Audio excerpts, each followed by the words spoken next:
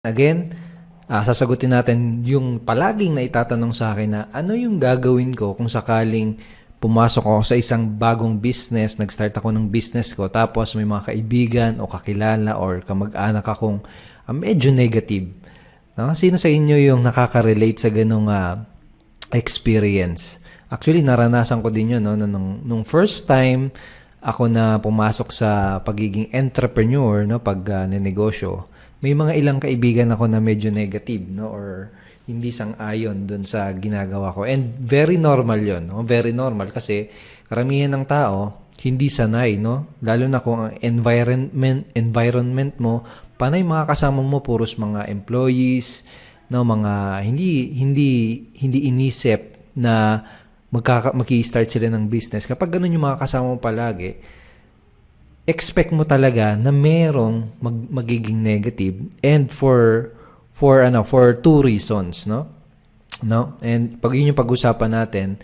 And ang isang dahilan ay dahil hindi sila sanay na nakakakita ng mga nagninegosyo. So in my case, ganun kasi yung nangyari. Okay, so, pero ano yung gagawin mo kung sakaling merong mga nag-negative sa'yo, no? Na bago natin sagutin 'yon, mag-comment ka nga dito sa baba, no, sa comment. Sa comment sa baba kung naranasan mo 'yon, kung na-experience mo na may nag-negative sa iyo. So bago natin sagutin 'yon, please understand na merong dalawang type ng mga negative na tao. And ang tawag natin, by the way, ang tawag natin dito sa mga negative na tao na to ay mga dream stealers, no? Actually, mga dream stealers or nangunguha ng mga pangarap. Kasi ganun, actually, yung mangyayari sa'yo, no? Kapag nag-pay attention ka, kapag pinakinggan mo yung mga distraction na to, no? Possible na itong mga nagne-negative sa'yo ay makuha nila yung mga dreams mo, yung mga goals mo, yung mga desires mo, manakaw nila mula sa'yo, no? Kapag pinakinggan mo sila, possible na ma-demotivate ka, possible na hindi mo ituloy yung business na ginagawa mo. So ano yung pwede mong gawin para ma-block mo sila, mapigilan mo sila? Okay, una-una, kailangan mo maintindihan na merong dalawang type ng dream stealers. No, yung isang first type, no, type number 1 ay yung mga unintentional dream stealers. Ito yung mga hindi nila pakay na nakawin yung mga pangarap mo, no? So mostly, ito yung mga tao na to, ito yung mga mahal natin sa buhay, yung mga malalapit sa atin, yung mga parents natin, no, asawa, partner in life, no. And ang reason kung bakit sila negative ay ayaw kanilang makitang mag-fail, no. Most of the time, kapag yung person ay hindi talaga niya pakay na, alam mo yun, na kunin yung pangarap mo, nagne-negative lang siya, lumalabas lang sa bibig niya yung, ay, huwag mo na subukan yan, baka masyadong risky yan, no? Baka scam yan. Yung mga tao na gano'n, tapos malapit siya sa buhay mo, no? Yung talagang parents mo, for example, ayaw kanilang makikitang mag-fail, no? So, in their mind, poprotektahan ka nila from that failure. So, sinasabi nila yung mga negative na bagay para protektahan ka sa pagiging failure. Kasi nga mahal ka nila, no?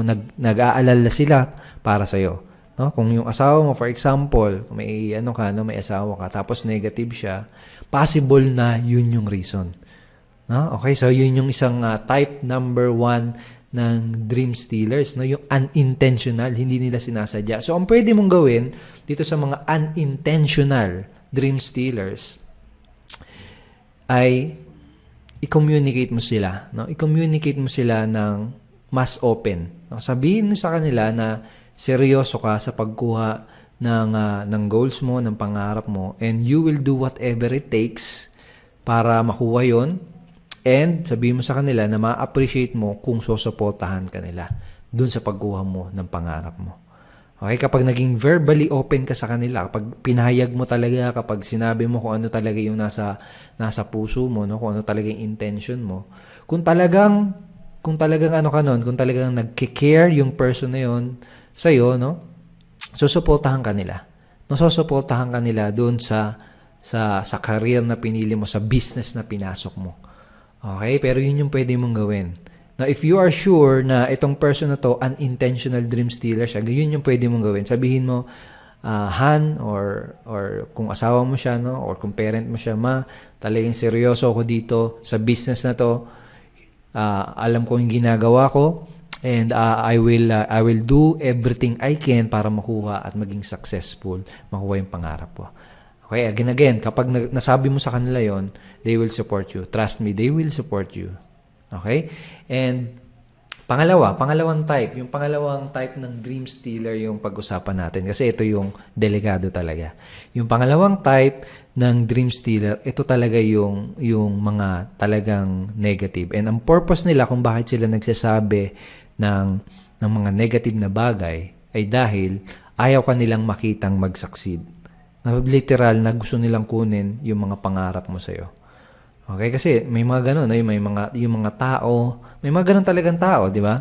I'm sure may mga tao kang kilalang mga ganun, no? May mga taong may crab mentality, lalo na sa society natin, sa Philippines, no? Sa mga kababayan natin. Yung iba talaga, may crab mentality talaga, no? So, yung iba sa kanila, talagang intention nila kung bakit nila sinasabing, scam yan, huwag mong ipagpatuloy, wala kang mapapala dyan. Dahil ayaw ka nilang makitang maging successful. Yung fear na meron sila, no? Meron silang fear, actually. Ang fear nila ay yung fear of being left behind. No, ayaw nilang makita na yung mga kasabayan nila, yung mga kasama nila, yung dating tropa nila, ay maangatan sila. May mga ganun tao. So, ikaw, anong gagawin mo? Napakasimple lang ng gagawin mo sa mga dream stealers. No? Ang gagawin mo, babaliwalain mo lang sila. Wag mong pakikinggan yung mga kumukuha ng pangarap mo. No? Kaya kanina, may nanonood, yung mga kasama ko dito sa bahay, may nanonood sila ng parang tanghalan, something like that, no? Kantahan ng tanghalan, parang ganun, channel 2. So, andun si Kay Brosas, and mayroon siyang sinabing quotation, mahilig siya magbigay ng quotation, no? Ang sabi niya, kapag ang isang aso tumatahol yan kapag hindi niya kilala yung tao. Okay? Ibig sabihin nun,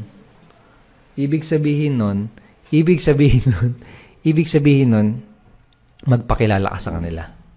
No? Magpakilala ka sa kanila. Hindi ka pa kasi nila kilala. Hindi pa nila alam kung ano yung intention mo. Hindi pa nila alam kung gaano ka kaseryoso. Pakilala mo sa kanila, pakita mo sa kanila na kaya mong kunin yung mga pangarap mo. Okay? So, ganon. And, baliwalain mo lang sila. Talaga mong pakinggan kung ano yung mga negative na ibabato nila sa'yo. No? Pag may negative silang sinabi sa'yo, ipadaanin mo sa kabilang tenga, ilabas mo sa kabilang tenga. Okay? Ganon. And, last time, nag-post din ako, nag-publish din ako ng post na related dito sa mga dream stealers. And may joke akong sinabi doon, no? Sinabi ko doon, yung mga dream stealers, no? Yung mga negative, may tawag tayo diyan eh. Actually, hindi ako yung tumawag ng gano'n. Narinig ko lang 'yon. Ang tawag ng iba sa kanila ay mga tae. No? Tae. Bakit tae? Kasi TAE, taong ayaw sa entrepreneur. Oh, 'yon. Yun yung post ko noon. Pero ito anong gagawin mo sa mga negative o sa mga gano'n, no? Tae. Alam mo, ginagawa kapag imagine, naglalakad ka sa kalsada, nakakita ka ng gano'n, no? Ng tae. Ang gagawin mo? Iiwasan mo, di ba? So, literal, gano'n din gagawin mo. Kapag may negative na tao sa paligid mo, gustong kunin yung pangarap mo, iwasan mo lang sila, huwag mo silang pakinggan. Okay? And sabi ko kanina, patunayan mo sa kanila na kaya mong maging successful, na hindi totoo yung sinasabi nila. I remember na one time in my life, nung nagsisimula pa ako sa ganitong business, may kakwentuhan ako kaibigan ko, no? Nagkukwentuhan kami about mga kotse, mga motor, no? So, ang sabi niya, nagkukwentuhan kami, bumili ka na ng motor, Edward. Okay, may motor. Tapos sinagot ko sa kanya, ayoko ng motor kasi gusto ko kotse. No? So, nung sinabi ko sa kanya yun, tumawa. No? Alam mo yung tawang pang-insulto. Parang ganun. yung parang hindi makapaniwala na parang sinabi niya na, ikaw, bibili ng ganyan, parang gano'n.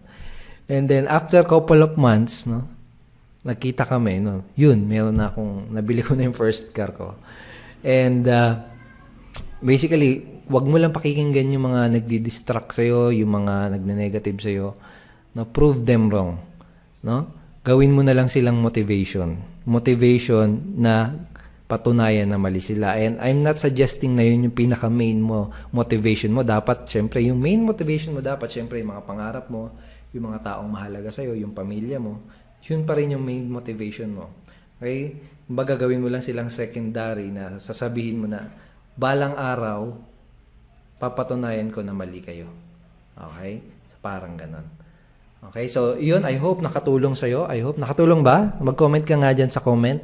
I hope nakatulong sa'yo yung sagot, no? Kung paano mo i-deal, paano gagawin mo kapag may negative sa'yo.